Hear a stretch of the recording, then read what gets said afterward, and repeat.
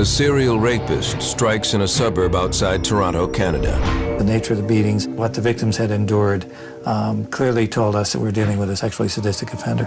Years later, a serial killer brutally targets young girls in another Canadian town. It was gruesome. Who could kill a young teenage girl and dismember her body?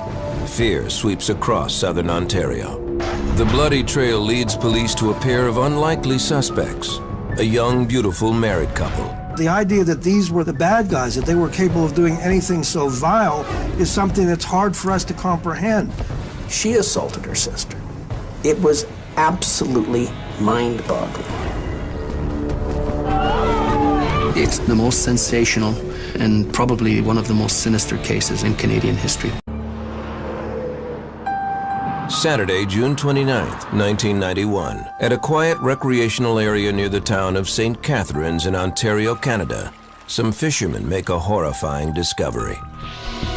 At one end of Lake Gibson, they notice several concrete blocks partially submerged in the water.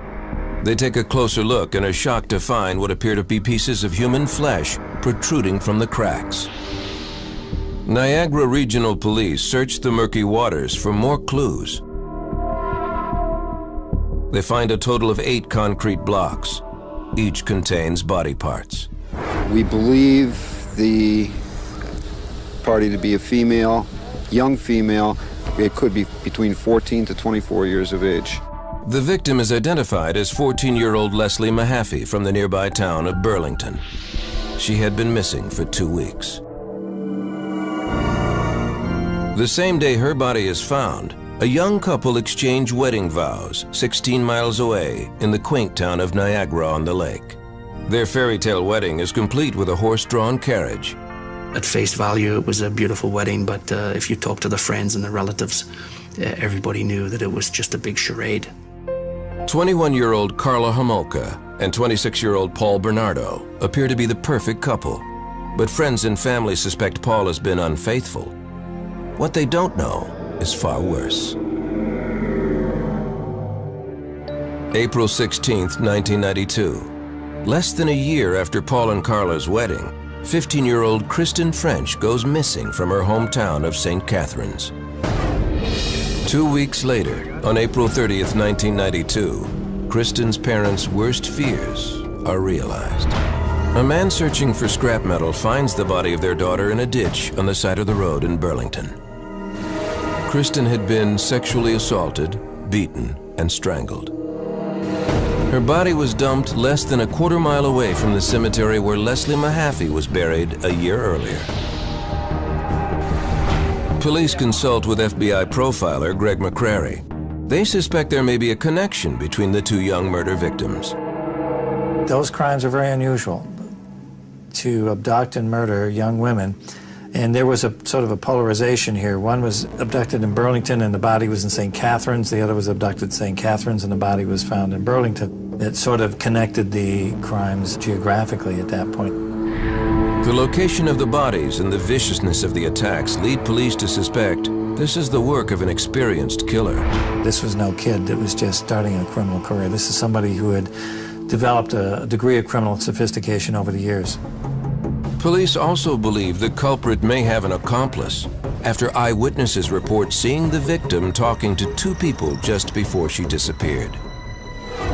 What no one could imagine is that police would eventually tie the crimes to these seemingly innocent, beautiful newlyweds. They were attractive looking, they were intelligent, they were in love. The idea that these were the bad guys, that they were capable of doing anything so vile, is something that's hard for us to comprehend. Paul and Karla would be linked to not only the murders of Leslie Mahaffey and Kristen French, but also the killing of Karla's own sister and the rapes of more than a dozen other women in southern Ontario. Their story would generate headlines around the world about the systematic failure of police to catch them and the couple's intense obsession with each other. When Karla Homolka first met Paul Bernardo, she was a 17-year-old high school student who worked part-time at a pet store. He was 23, training to be an accountant, and would soon graduate from the University of Toronto.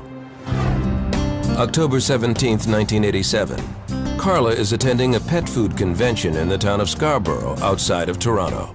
She and a coworker are having a late-night snack in a hotel restaurant when Paul walks in. As soon as Paul Bernardo walked in the door and laid eyes on Karla Homolka, there was, as the friends describe it, there was electricity in the air. It was love at first sight, or lust at first sight, whatever you want to call it. Paul stands over 6 feet tall with boyish good looks and captivating charm. Karla is immediately attracted to his handsome appearance and his outgoing personality. Within hours, they are in her hotel room having sex. My sense is that Karla was extremely insecure and was looking for a strong man. Their intense attraction will eventually spiral out of control with horrific consequences.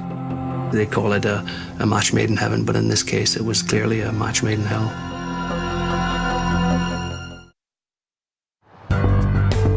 October 1987, when 17-year-old Karla Homolka first met Paul Bernardo in Scarborough, Ontario, it was lust at first sight.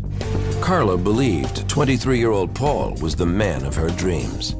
But he was a man with dark secrets, and she was a young woman who would do anything for him. The oldest of 3 daughters, Karla Homolka was a popular and pretty girl. She grew up in St. Catharines on the southern shore of Lake Ontario.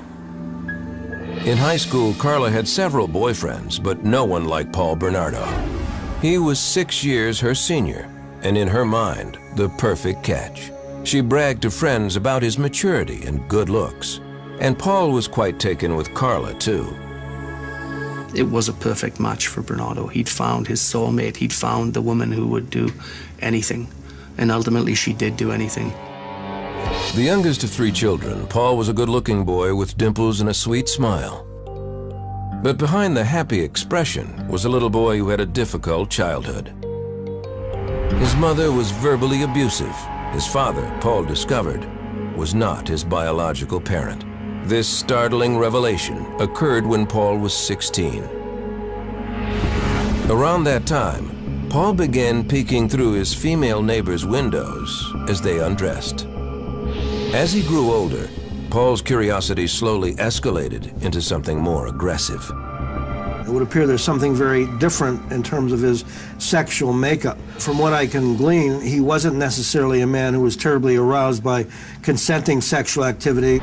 Paul Bernardo tried to keep those sexual tendencies hidden. In September of 1983, he began taking classes at the University of Toronto at Scarborough. By all accounts, he was well liked by friends and neighbors. One of the most horrifying things is that he seems so normal. I believe that this is quite common in psychopathic personalities. They are often very charming, entertaining, life of the party kind of people. He had several girlfriends in college who said they broke up with him when their sexual relationships became abusive. He'd become fixated almost on violence towards women and on conquering women, on going to discos and bars and getting them and having sex with them and getting them to do whatever he wanted. In the spring of 1988, a sexual predator was roaming the streets of Scarborough. By May, there were already 7 attacks on women. We're supposed to warn women not to travel alone at night. The attacker would grab women as they got off the bus or walked through the park, pulling them behind bushes where he sexually assaulted them. Early on, these attacks consisted of fondling, but over a 13-month period, the assaults grew more violent. The media dubbed the attacker the Scarborough Rapist. Women were forced to perform intercourse, oral sex, and sodomy, and were sometimes beaten. Everybody knew about the Scarborough Rapist. Everybody was on their guard, and it was a nightmare for many young women, and it was a real nightmare for the women who unfortunately happened to be pounced on by him. The Metropolitan Toronto Police Department took statements from the victims, but they couldn't get an accurate description. The women had been attacked from behind and didn't clearly see his face.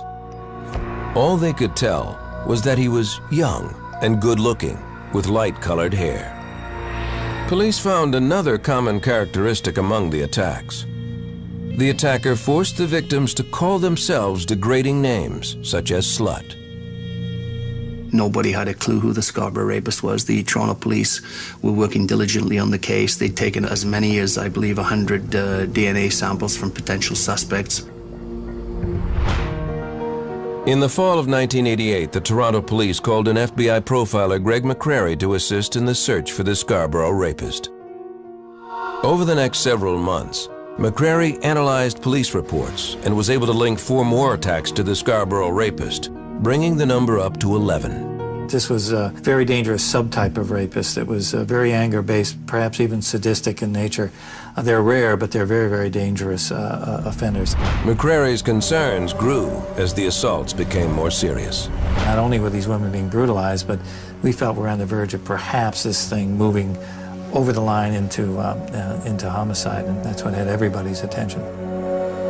When one sees a serial rapist, there is a high probability that they're being driven by a sexual drive that's been misdirected, and that they are going to continue to be driven in that fashion unless we intervene through catching them. Special Agent McCrary developed a description of someone he thought police should be looking for. We felt this was more of a high-functioning, intelligent, psychopathic, sexually sadistic sort of offender. And he lives in the Scarborough area in a dependent situation, probably with family members. Early 20s, has a violent relationship with women, even women that he's in a relationship with. When Paul Bernardo and Karla Homolka first met in the fall of 1987, there had already been 3 attacks linked to the Scarborough rapist. Karla never suspected the man she was falling in love with could be linked to such brutal crimes. At first, Paul Bernardo showered her with flowers, with gifts, and treated her really well. He was a considerate person. He was a considerate lover. He was a nice guy. And she flaunted him something fierce. Paul and Karla's relationship quickly intensified, both physically and emotionally. Over the next year and a half, Paul drove to St. Catharines to visit Karla several times a week, an 80-mile trip. Her family adored him and wasn't concerned with their 6-year age difference. Like 19-year-old Karla, her parents thought Paul was a perfect catch. In the spring of 1989, Karla graduated from high school. By the fall of that year, Karla was telling friends that Paul had been verbally abusing her, but she was always quick to forgive him. That December, Paul and Karla took a romantic trip to Niagara Falls. There, he asked her to marry him. She eagerly accepted. To her parents, he seemed like an excellent choice for a husband. He was good looking. He had ambitions to be a rap singer. He'd been trained as an accountant, had a degree from the University of Toronto. Certainly he had all the credentials to be a dream son-in-law. They set a wedding date for the spring of 1991. May 29, 1990, police released a composite sketch of the Scarborough rapist to the media. The composite sketch came out about the time we were doing the profile. One of the victims got a pretty good look. When the sketch was released, friends of Paul Bernardo were stunned by what they saw. Paul Bernardo's best friends had in fact contacted Toronto police and said, this artist's concept is a ringer for Paul Bernardo.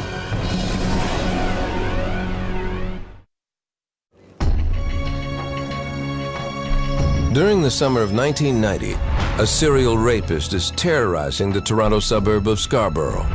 Police release a composite sketch of the suspect. Metropolitan Toronto police stations are flooded with calls.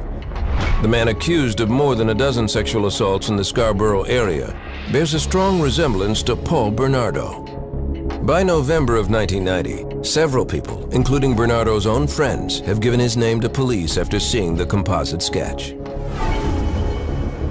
Police bring him in for questioning and request a DNA sample. The sample is sent to the Center of Forensic Sciences in Toronto, where it is put on a shelf with hundreds of other samples waiting for testing. Keep in mind that DNA still, even at that time, was relatively new. It isn't what it is today. There's all sorts of different technology today that we can get DNA readings very, very quickly. Around the time of Paul's questioning by police, He moves from Scarborough to St. Catharines. He and his fiancée, Karla Homolka, live with her parents until they can get a place of their own. The sexual assaults in Scarborough suddenly stop, but a rash of incidents begin to occur in the St. Catharines area. Karla and her family never suspect Paul. They adore him, especially Karla's 15-year-old sister, Tammy, who looks up to him as a big brother. But soon she becomes the target of his deviant urges. Secretly, he wasn't just the brother that she'd never had. He was also, ogling her and salivating over her, and she was the virgin that Karla wasn't.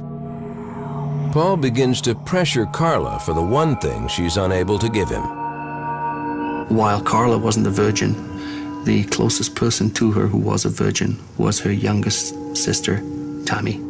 Desperately wanting to please Paul, Karla agrees to drug her younger sister so Paul can have sex with her. Part of her reasoning is that she'll give him Tammy's virginity in place of her own. It will be Karla's Christmas present to her fiancé. December 23, 1990. After the rest of the Homolka family goes to bed, Paul and Karla invite Tammy to stay up late and have a few cocktails.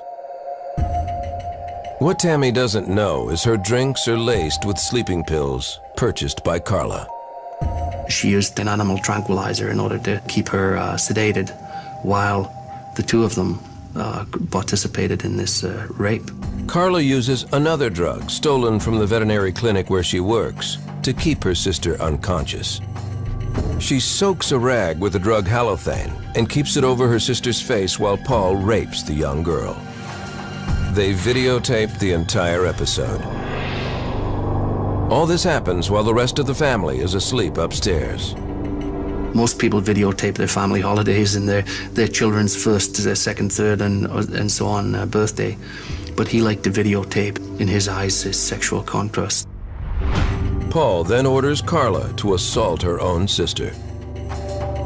On videotape, Paul rapes her, and so does Karla. Sex with her own sister. But the plan turns deadly. After Karla rapes her sister, Tammy begins to vomit and chokes.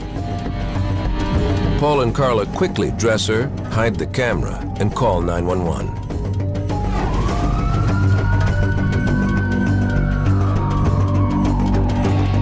When paramedics arrive, the couple says they had tried to revive Tammy after she passed out from drinking. Tammy is taken to the hospital, where in the early hours of Christmas Eve, she is pronounced dead. It never crossed anybody's mind that her own sister had participated in the killing. Although doctors find a mysterious burn mark on Tammy's face, where Karla held the halothane-soaked rag, they conclude that she died of natural causes. Paul and Karla claim the mark as a rug burn caused by their attempt to revive Tammy. Karla's parents view the death of their youngest child as a tragic accident, something that could happen to any teenager. Everybody kind of took it at face value, so to speak, and wow, accidental death. Kids do drugs, kids drink. How unfortunate, how tragic. A month later, Karla and Paul move out of the Homolka house and into their own home.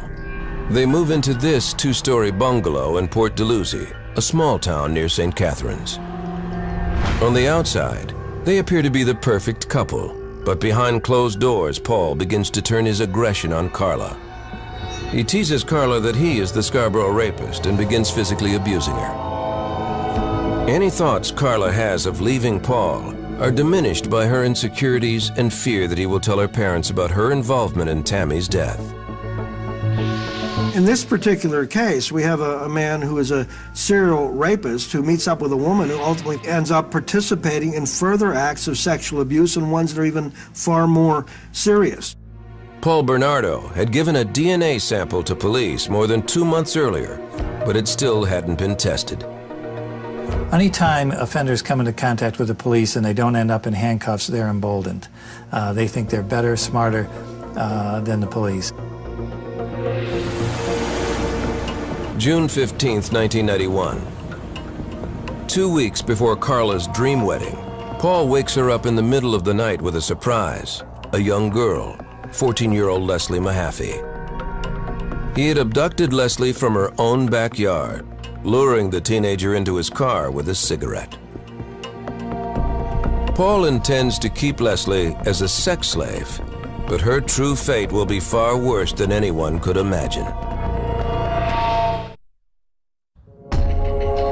June 15th, 1991, Port Dalhousie, Ontario. In the middle of the night, Paul Bernardo wakes up his fiancée, Karla Homolka, with a surprise. With him is 14-year-old Leslie Mahaffey, a young girl whom he abducted and intends to keep as a sex slave.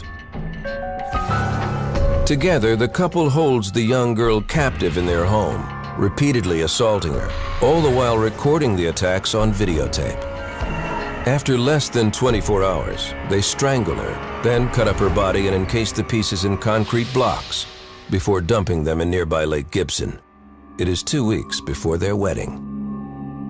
Well, clearly the relationship between Paul and Karla was a very destructive one. These are two people that fed into one another and encouraged and supported one another, would appear, in doing things that were just, in some sense, unspeakable.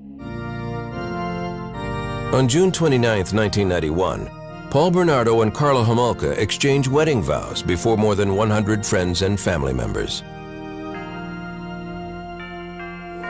On the same day as their fairy tale wedding, fishermen discover the dismembered body of 14-year-old Leslie Mahaffey, encased in concrete blocks. The details of the young girl's murder send shockwaves through the region. It was gruesome. I mean, when you imagine not only who could kill a young teenage girl, but who could dismember her body, dispose of it in such an ugly and heinous way. There was this massive veil of fear right across southern Ontario. Over the next year, the Niagara Regional Police attempt to find any clues that will lead them to the killer of the teenager. They call in FBI profiler Greg McCrary to assist with the search. McCrary had been asked to help with the Scarborough rapist case more than 2 years earlier. But he has no reason to think those rapes are connected to the murder of Leslie Mahaffey. Toronto police also don't make the connection to the rash of incidents in St. Catharines, so that information is not brought to McCrary's attention. I wish I had made that connection. I had no idea there were other rapes going on up there at the time either. Had I known that, I don't know, maybe that would have clicked for me. While the Niagara Regional Police look for clues to Leslie's murder, Karla Homolka settles into her role as a wife. But she finds that marriage has not quenched her new husband's thirst for virgins. In fact, Paul's deviant sexual demands escalate. After they were married, Paul demanded that Karla get some of her sister, Tammy's best friends, around to the house because he wanted to drug them in the same way that they drugged Tammy.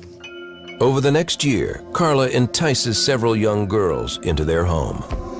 The newlyweds drug and sexually assault the girls.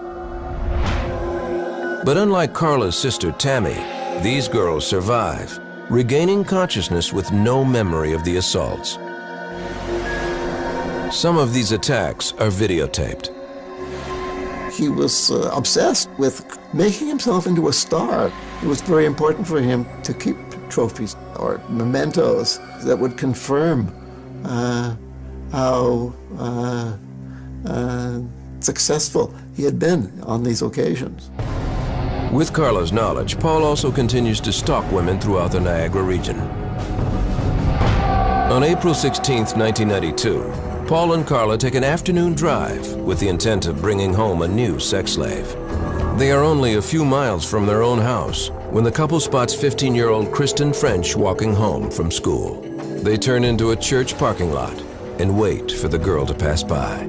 Karla was sitting in the passenger seat of Paul's Nissan, and she said to Kristen French, "Excuse me, could you help us with directions?" And she had a map out. And poor Kristen had no idea what was about to happen to her. The couple shoves Kristen into the car and drives the short distance back to their Port Dalhousie home. It is not long before Kristen French is reported missing. Local police begin to investigate. We have no doubt from eyewitnesses that Kristen was abducted from that parking lot. Witnesses tell police They saw the girl with 2 people in the church parking lot.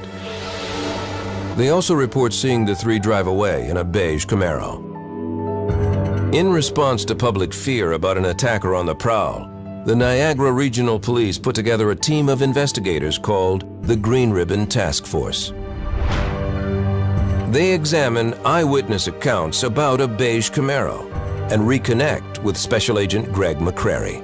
It was a big hunt for this beige Camaro. Eyewitnesses were rock solid about seeing this beige Camaro. Police do not know at the time that this is a false lead. Paul Bernardo drives a gold Nissan. It's always a dilemma for law enforcement because we know eyewitness identification. It's been shown time and time again to be faulty. But you've got people witnessing the abduction and describing the car. You've got to go look for that car. The media begin to link the disappearance of Kristen French with that of Leslie Mahaffey 1 year earlier.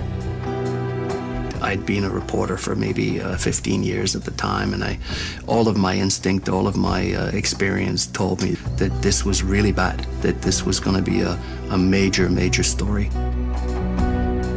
Kristen's father appears at a press conference, offering hopeful words to his only daughter, should she be watching. We want to know that we are thinking of you and that everything can be done is being done.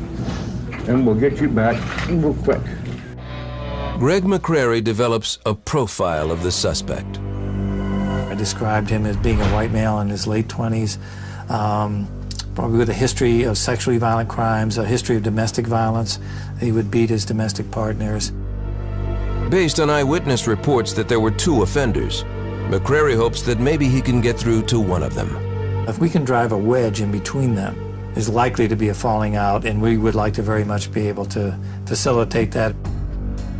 Paul and Karla keep Kristen French for several days, raping, sodomizing, and beating her. They videotape the assault to add to their collection. Finally, they strangle her.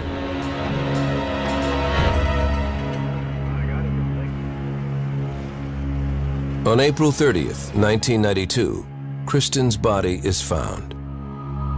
Paul Bernardo has left the body of the St. Catherine's teen more than 30 miles away in the neighboring town of Burlington. Her body is discovered in a ditch near the cemetery where Leslie Mahaffey was laid to rest. While authorities attempt to link the 2 cases, local media feed the public's hunger. I mean, we covered it extensively, probably more than any other paper, but there was an audience and an appetite for that. As the hunt for a possible serial killer monopolizes the news, Paul and Karla's relationship becomes even more violent. In January 1993, a severe beating at the hands of Paul sends Karla to the emergency room. Around the same time, the DNA samples collected more than 2 years earlier in the Scarborough rapist case are finally processed. After sorting through hundreds of samples, Paul Bernardo is identified as the man responsible for the Scarborough rapes. He is now living 80 miles away in Port Dalhousie, where Kristen French and Leslie Mahaffey were murdered. That was a moment where I was both excited and frustrated. They had identified Paul Bernardo now as being the Scarborough rapist, and then he had moved into this area and became prime suspect, I mean #1 suspect in this case. Bernardo had been identified and questioned based on a composite sketch of the Scarborough rapist more than 2 years earlier. At that time, he had also given a sample of his DNA. I think he was more brazen and more aggressive than ever, thinking that for whatever reason he'd beaten the system. After investigators connect the 3 cases, reporter Alan Cairns gets the police tip of a lifetime. The guy said, pull your Scarborough rapist files. And I remember, no, it's the Kristen French murder. And the Leslie Mahaffey murder, he said, pull your Scarborough rapist guy files. It's the same guy.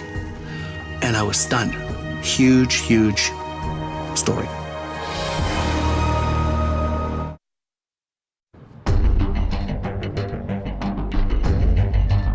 January 1993, Port Dalhousie, Ontario. Paul Bernardo and Karla Homolka get into a violent fight, landing her in the hospital with severe injuries. Paul had attacked Karla with a flashlight, leaving her with 2 black eyes, a broken rib, and severe bruising.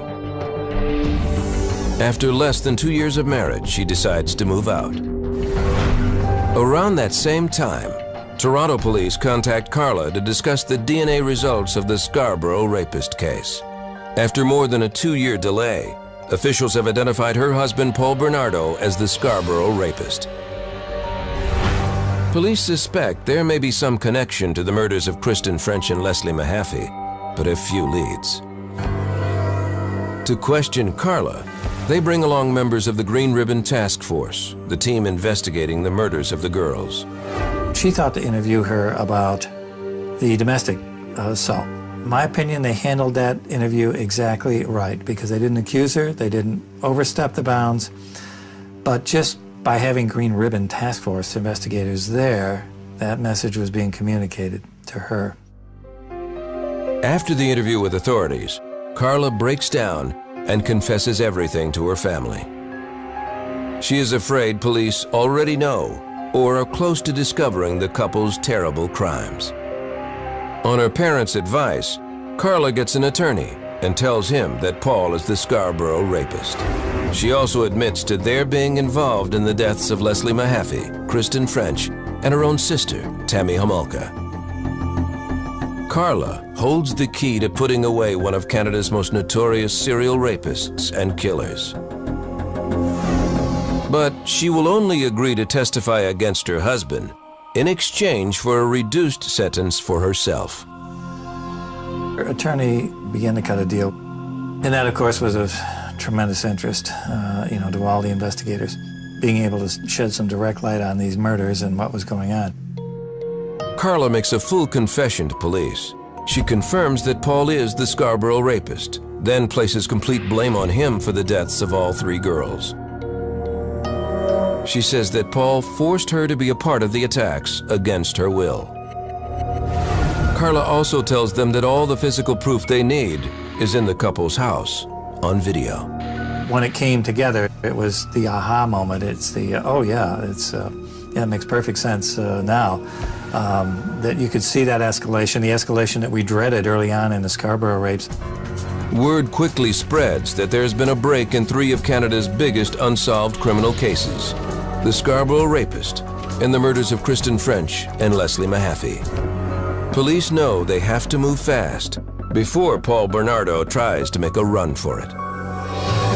February 17, 1993, police arrest Paul Bernardo.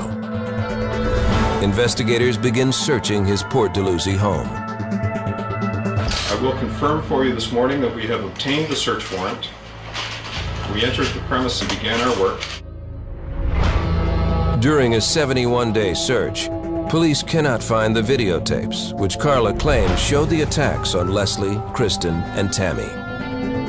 Karla's word is all prosecutors have to go on if they want to move forward and press charges against Paul Bernardo. Given her extensive knowledge of the crimes and her willingness to testify, Karla's attorney is able to arrange a plea agreement with prosecutors. They made a deal with Karla Homolka because they had no choice. They did not have direct evidence linking Paul Bernardo to the murder victims.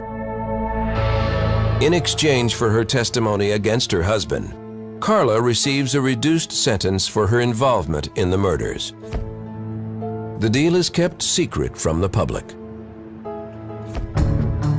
June 28, 1993. Karla appears in court to face the charges against her. Although reporters are allowed in the courtroom, they are only allowed to report on the charges and a sentence. This restriction is uncommon in Canadian courts and frustrates many reporters. The publication ban actually spurred the media to write even more about what they didn't know, to write even more about their unanswered questions, and to stir up public indignation about the public right to know being denied. It suddenly dawned on us how big this case was and how brutal and how awful and how psychologically twisted this case was. In court, Karla's attorney portrays her as an abused wife, forced to participate in her husband's criminal activities. Karla is convicted on manslaughter charges stemming from her involvement in the murders of Kristen French and Leslie Mahaffey. She receives 2 12-year sentences. The terms are to be served concurrently. She had received what everybody thought was described as the deal of the century. What she had participated in, though, was not generally known publicly. The light sentence causes widespread speculation about a secret plea agreement. Since her plea was not allowed to be publicized, it was inferred that it must have been a guilty plea. According to the government, the plea agreement and the full facts of the case are being kept secret to ensure a fair trial for Paul Bernardo. The public is divided about being left in the dark. Hear no justice, see no justice, speak no justice. The law's an ass. All we need to know is that justice is served. We don't need to know what the girls went through. Karla Homolka is sent to Kingston Prison for Women.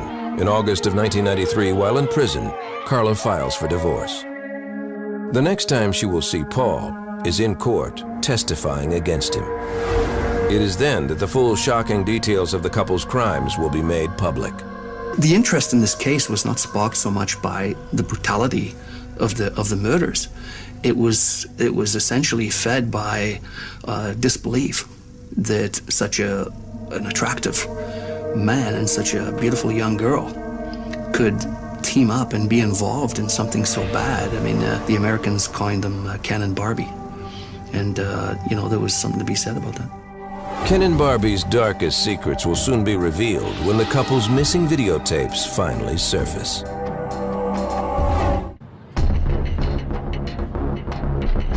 May 18th, 1995, Toronto.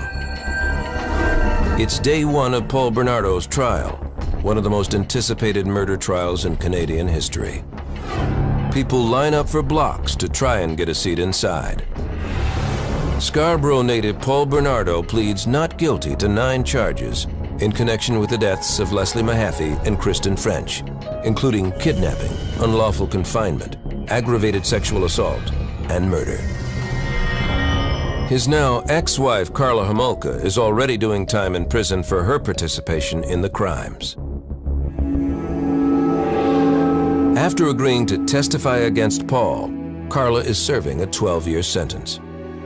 Inside the courtroom, the day begins with some powerful new evidence for prosecutors. 6 videotapes found in the couple's home. That was the first time that they had direct evidence against not only Paul Bernardo, but Karla Homolka. Much to everyone's surprise, the tapes reveal a very different version of events. Karla had misled authorities about her involvement in the crimes. On the videos, she is seen fully participating in the attacks. Had the tapes surfaced earlier, they may have affected her infamous plea deal. The tapes were crucial evidence. They were the smoking gun. On one tape, Karla is seen raping her own sister. She assaulted her sister, captured on videotape.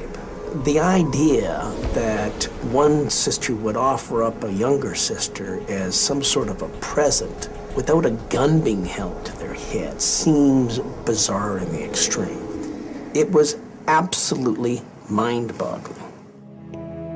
In court, the defense maintains that any crimes committed by Bernardo stopped short of murder. We had this sort of history to work on, and all of his sexual assaults, the women had lived. It was only when he was in this very close interaction with Karla that they didn't. Paul Bernardo insisted right from the beginning, and I'm sure does to this day, that he was not the killer and that Karla was.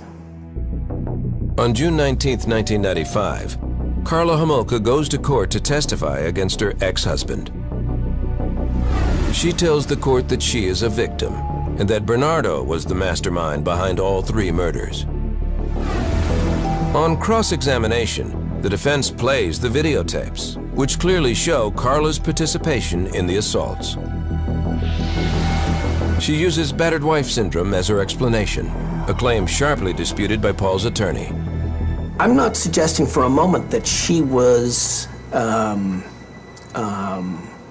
not abused by him. What I'm saying is that she could not be classified as a person suffering from a battered spouse syndrome. I think in battered spouse syndrome that we're talking about people having tremendous psychological abuse. As I see it, she was more of an accomplice in these horrible crimes than a victim of these crimes. Paul Bernardo's trial lasts nearly 4 months. In an effort to spare the families more grief, the judge allows the jury to see the graphic videotapes, while the public is allowed to hear only the audio portions. Professionally speaking, I was disappointed that we didn't see the tapes. Personally speaking, I'm glad we didn't see the tapes. The audio reveals Paul Bernardo's modus operandi, as used in the Scarborough rape case. He got them to repeat over and over and over again that they'll do anything he wanted, that he's the king. After hearing the testimony of 86 witnesses, the jury of 8 men and 4 women deliberates for 8 hours before reaching their verdict. September 1st, 1995. 31-year-old Paul Bernardo is found guilty of all 9 charges against him, including 2 counts of first-degree murder for killing 15-year-old Kristen French and 14-year-old Leslie Mahaffey. The parents of both girls are pleased that Paul Bernardo is behind bars, but their nightmare isn't over. Only the trial is over. Leslie is still not coming home. Paul Bernardo is sentenced to life in prison with eligibility for parole in 25 years. After his conviction, he also confesses to the manslaughter of Karla's youngest sister, Tammy, and the sexual assaults of 14 other women in the Scarborough area. Those admissions lead the judge to declare him a dangerous offender, meaning he will likely spend the rest of his life in jail without the chance for parole. The controversy sort of rages around, was Karla given too light a sentence? Did she get off on this thing, so to speak, get off way too lightly? And that's certainly the opinion of a lot of folks, that she is. I have my concern that she may be more psychopathic than Paul. Even though Karla Homolka misled authorities about her role in the assaults, prosecutors decide not to challenge the plea agreement. The decision, they say, is final. I'm not a lawyer, but as I understand the law, once the deal was cut in Canada, they had to honor the deal. Karla's plea deal becomes known as one of the worst in Canadian history. The media call it the deal with the devil. The controversy surrounding the Paul Bernardo and Karla Homolka crimes does not end with the verdicts. The following year, the Ontario court releases the results of a 6-month-long inquiry into the police handling of the Paul Bernardo case. They conclude that the investigation was hampered by numerous mistakes, and that Paul Bernardo fell through the cracks simply by moving from one community to another. Since the inquiry, Canadian authorities implemented a new system specifically for tracking serial predators. Their goal is to improve communication among police departments. On July 4th, 2005, 35-year-old Karla is released from prison after serving 12 years behind bars. Although she served her full sentence, some feel that was not long enough for the role she played in the crimes. My personal feeling is she got off light. I think that she has more culpability for this than she was punished for. But she's out, and so all we can do now is hope that she doesn't harm anyone else. Unable to comfortably return to her hometown of St. Catharines, Karla Homolka decides to start her life over in French-speaking Montreal. She could come out in Quebec, basically an unknown person, and she could get on with her life and become a normal person, and that's exactly what she's tried to do. Karla says she still has nightmares about the girls and feels remorse for what she did. She should be scrutinized. She shouldn't just be allowed to, ride off into the sunset.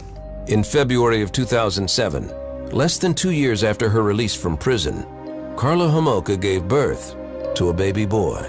Karla Homolka has a tough life ahead. How do you deal with what happened there? And how on earth is she gonna break it to her child? What happened? She's out there in the community, and so we all, not only for her sake, but for all of our sakes, have to hope that she's going to do well. From my perspective, she had served her sentence. It was she's entitled to be released, and she's entitled to go about her life as best she can, and that's the way the system is. Would I want her living next door? No.